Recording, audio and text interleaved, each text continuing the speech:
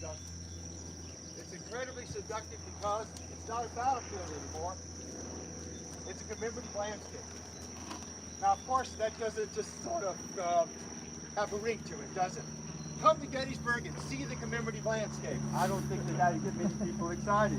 But that is the fact, that this place, as we understand it, as we feel it, as we interpret it, it is defined in large part by the monumentation. Virginia Monument behind us, with R.E. Lee at the top, it sends a message. And we're going to come back to this monument. We're going to think about this message that it sends to every visitor.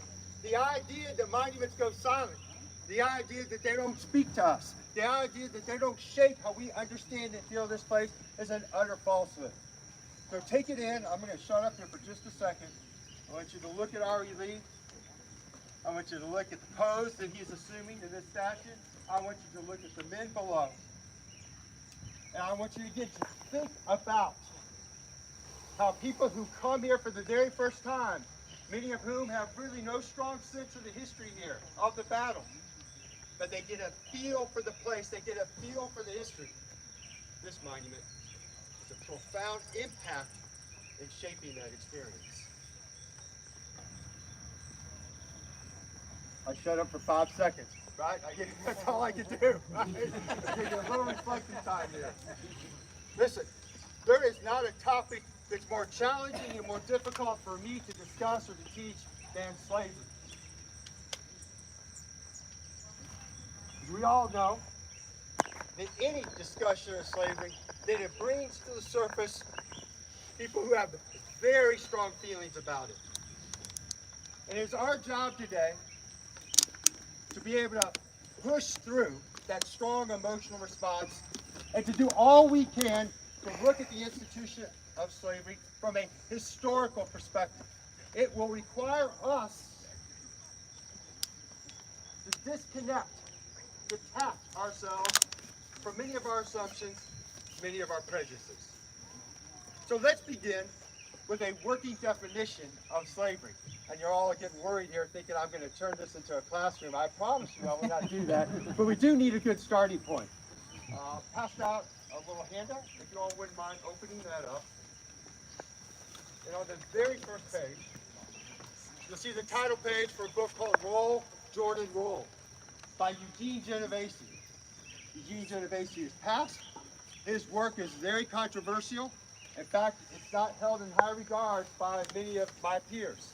However, I think that the opening line, if you turn the page, where it says part 1 of the willing and the obedient, I'd like to read the first section, which will give us again a working understanding of the institution of slavery.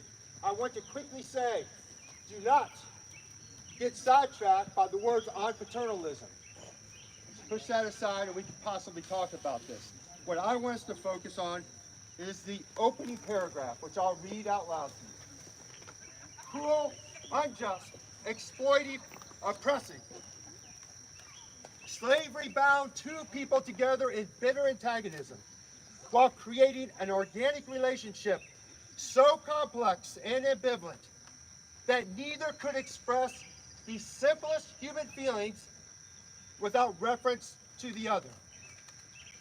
Slavery rested on the principle of property in man, of one man's appropriation of another person's as well as of the fruits of his labor. By definition and in essence, it was a system of class rule in which some people lived off the labor of others. American slavery subordinated one race to another and thereby rendered its fundamental class relationships more complex and ambiguous, but they remain class relationships.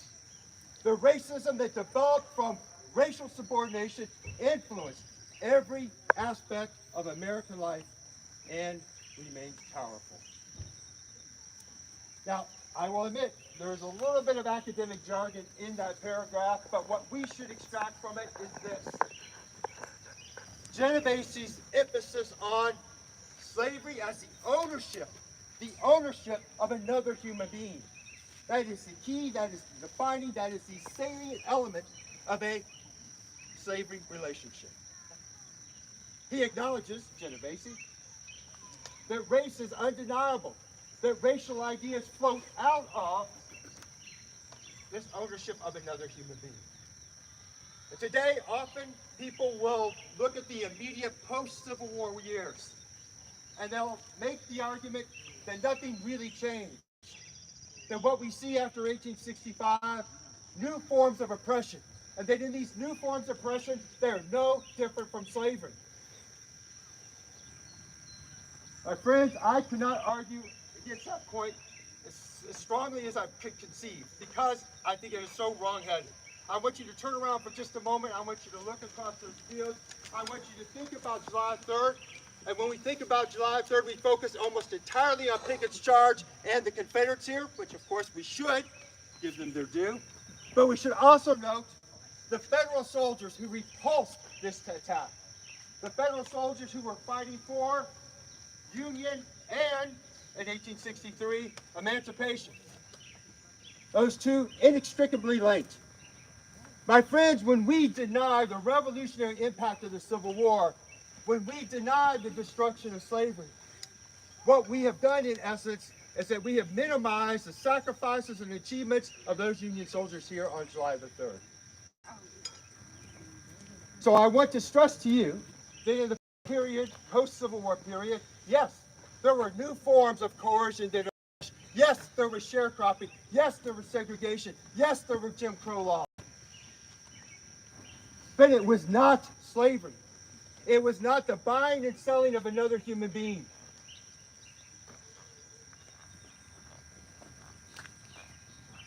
And finally, slaveholders' insistence that black men and women were property, something to be owned, something to be used, something to be disposed with. I want to remind you all that a day did not pass in which an enslaved person did not remind the person who owned him or her that they had a soul, that they had a will, that they had aspirations that existed outside the vision of that slaveholder. Slaves, time and time again, reminded themselves and reminded their masters, you might treat me as a thing. You might try to impose upon me the idea that the hereafter, it awaits me if I obey you on earth, the master, that I'm obedient to the master. And the slave, time and time again, said, there will be judgment day, and that judgment day will come in the hereafter. And in fact, the person who owns me will have to answer to this.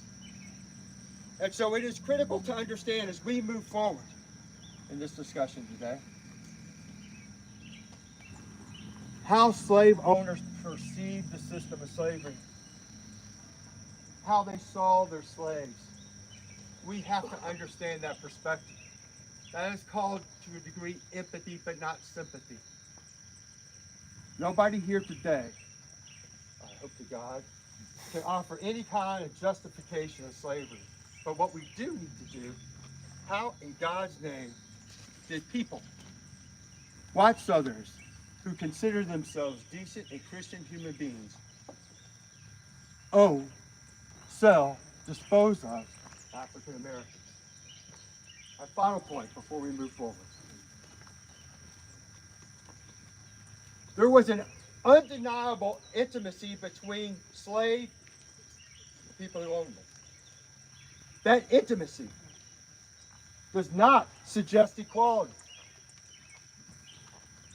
That intimacy, that connection, that bond does not suggest devotion. There is an inherent inequality in slavery that is undeniable because every slave knew what was the backbone of the system. The lash, brute force, violence, it's there. You can talk paternalism all you want. And these slaveholders, as they did time and time again, as we'll see that they did here at Gettysburg, patting themselves on the back to say, look how loyal, look how devoted our slaves are. Understanding how they perceive that world is critical, but again, the slave understood this.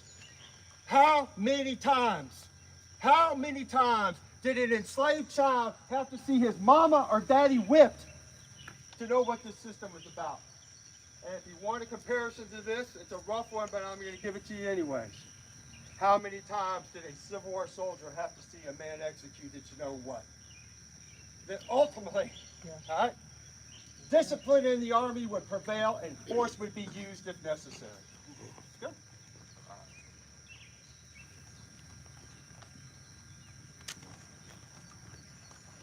My introduction to the study of slavery, showing my age a little bit, came through the movie Gone with the Wind.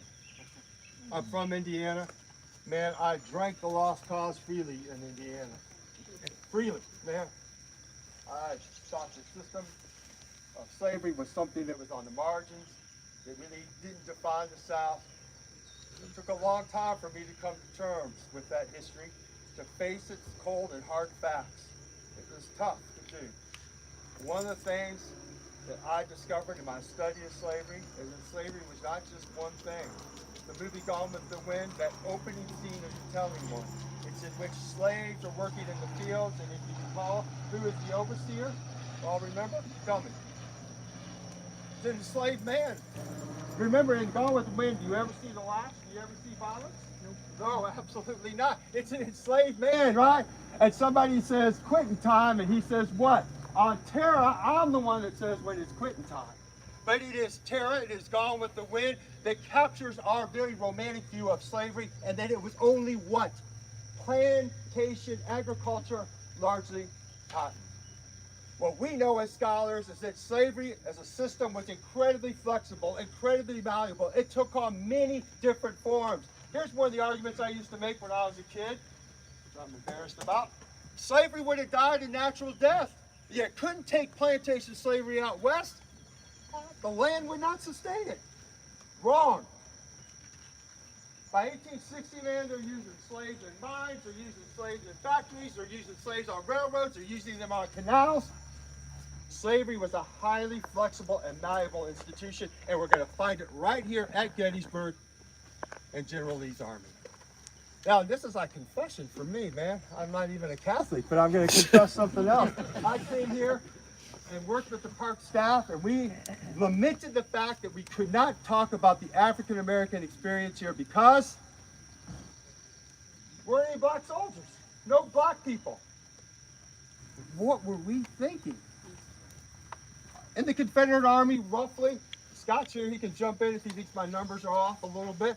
There's at least 8,000, probably 10,000 enslaved people in the Army of Northern Virginia. And they're doing a wide range of tasks and jobs. They're working as a quartermaster, they're working in the medical department, right? Ones we're going to focus on today are slaves that were called camp servants or body servants. It's all a euphemism, my friends. I'll use it, but you all know what I mean when I say camp servant or body servant. I mean an enslaved man, right? I mean an enslaved man. This position for enslaved men as camp servants or body servants on the surface appeared to be a privileged one because these camp servants had a fair amount of autonomy or mobility in the army.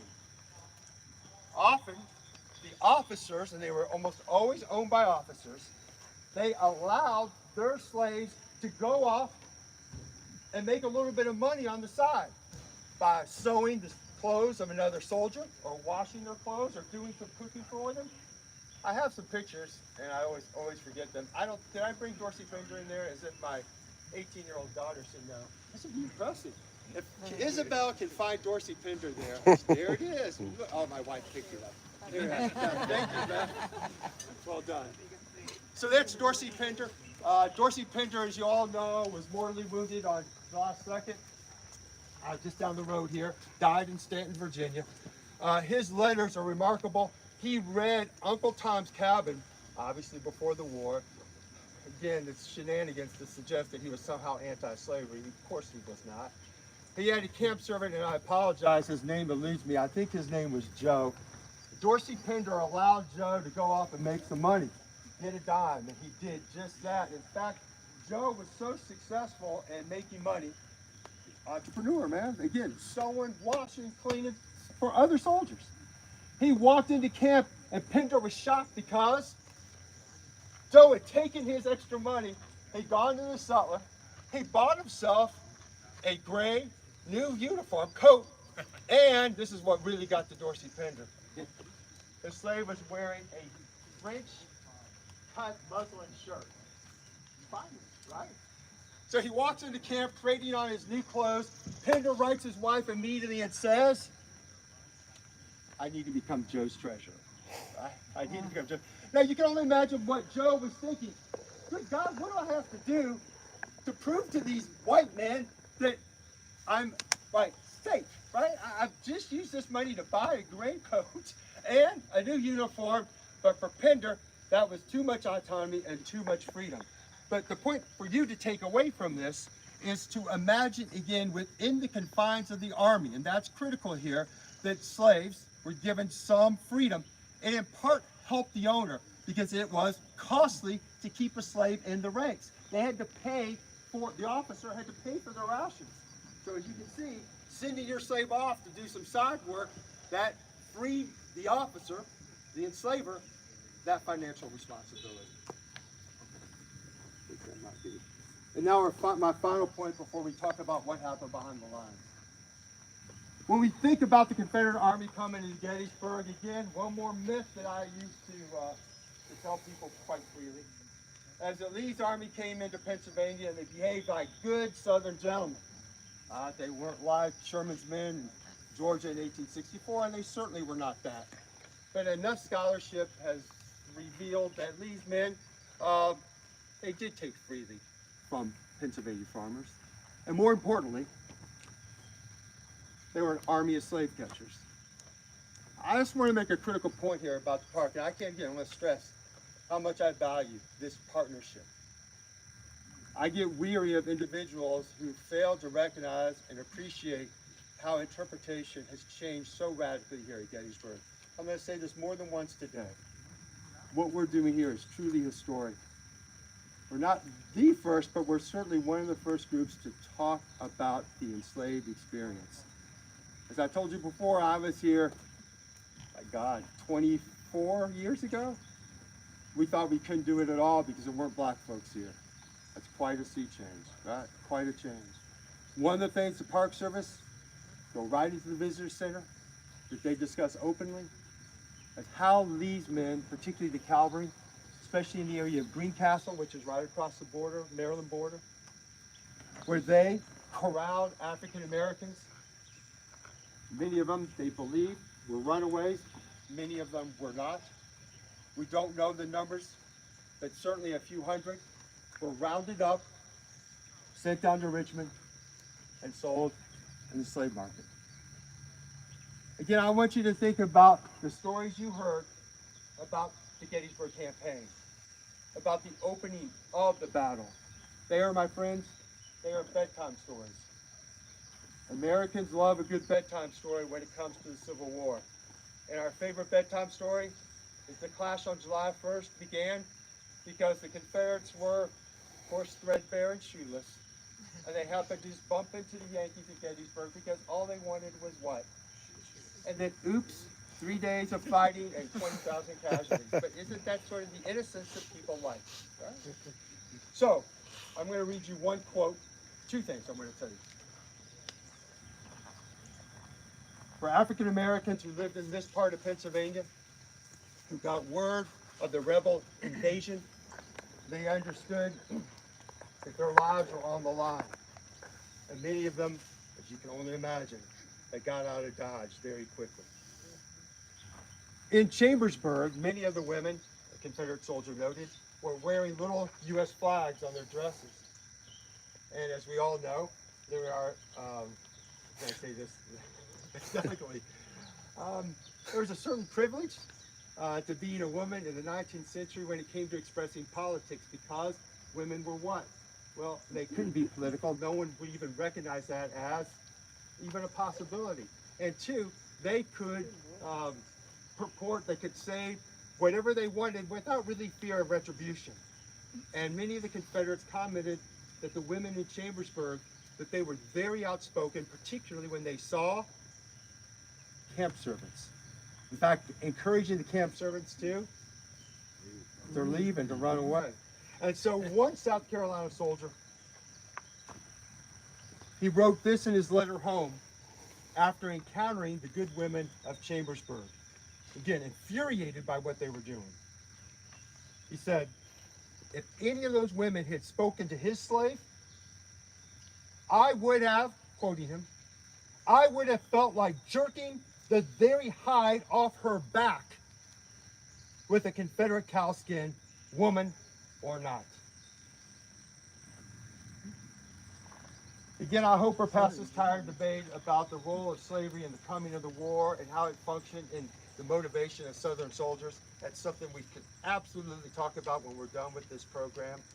But there are just too many letters of soldiers like this South Carolinian who express in the clearest, and in this case, most violent terms, what they were willing to do to preserve the institution of slavery. All right. How are we doing here? I think we're good. Yes. We can go to our second stop. Chris, how are we doing? Any questions, comments? Good. How about here? Any questions? Are you sure? Oh, got one? Yes, ma'am. Go right ahead, please. Can you talk about the camp servants and women and men? Were there women who were enslaved or serving as camp servants or another fashion? That's a fantastic question.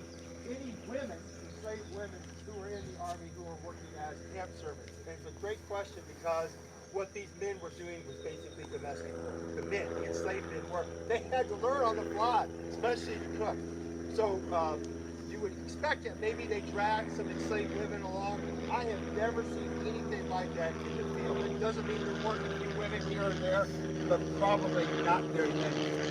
The other thing I want to say, because I'll forget if I don't, if you open up your packet real quickly here, return to page number 6. It's not a great quality, but it'll do. All right.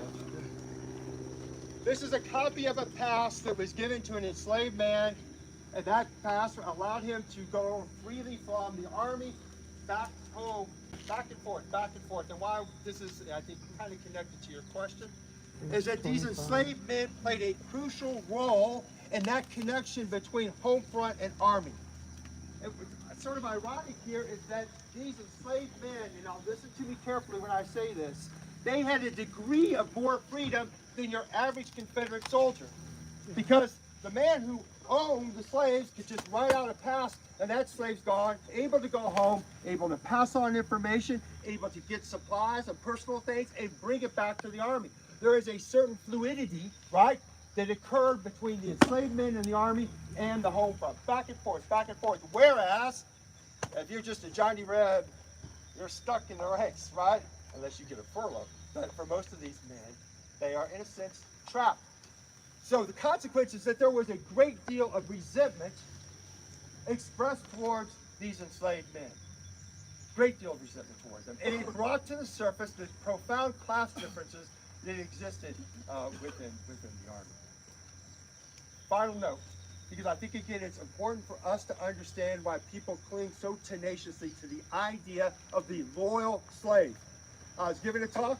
I'll talk to anyone, as my wife and daughter can attest to. You can't get me to shut up at home. I'll talk to anyone. I'll go down to I've talked to the Sons of Confederate Veterans many times. And I've always enjoyed the conversation back and forth. I'm not sure they've enjoyed what I've said, but I've enjoyed the conversation. At the beginning of the talk, this man came up to me, and what did he have in his hand?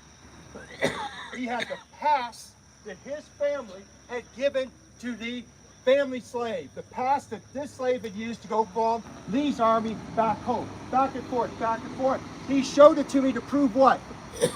Look how devoted our slave was. Look, he used this pass. Look, he did not run away. You know what's the most telling thing? Right? that little slip of paper had made its way from one generation to the next, that slip of paper was so critical to ease the guilt of his family owning slaves, that burden of history. Listen, I say all this in such a way that we can't surrender our critical eye, not asking for us to be sympathetic to this old man. Hell, he should have been more critical about this, but he was not. But it is our job today, right?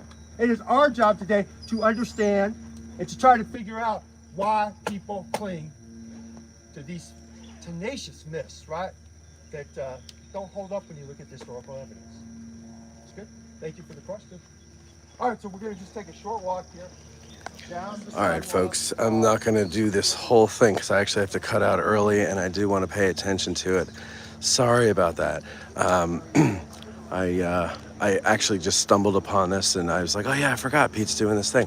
So there's 25 minutes of it for you, but he gave you his introduction and we're going to do, I don't know what we're going to do on the walk here, but this is just another reason why you have to make sure you get out to Gettysburg during the summer. Not necessarily the anniversary, although the anniversary has more stuff, but the summertime is when all the fun stuff is going on. And of course, we have our Get Out of the Car tours, third Saturday of every month, mostly. You check our schedule at addressinggettysburg.com. Otherwise, that's it. Have a good day.